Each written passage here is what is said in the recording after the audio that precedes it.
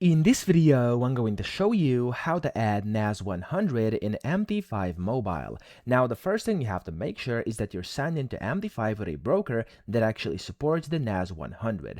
Now, to check this, you want to go to the top left, tap on those three lines, and here you want to tap on Manage Account to the top, and then you can add your account for whatever broker you actually want to add that supports NAS100 or anything similar. So, I'm going to go to Quotes now at the bottom left, and then from here to actually search for it, usually it's not going to be inside here, you can go to the top and then tap on the plus button, and then here where it says find the symbols, you want to type in a NAS100. So as you can see, if I type in NAS100, nothing is going to pop up. However, I can type in something different because of course it goes under different names, which is basically the same thing. It's not always NAS100. In my case, it's going to be US Tech, so US TEC. As you can see over here, it's the US Tech 100 Index, which is basically the NAS 100. Sometimes it's going to be displayed as US 100 as well, or sometimes it's going to be like US Tech 100. So look for all of these. So first NAS 100, then US 100, US Tech, or US Tech 100. So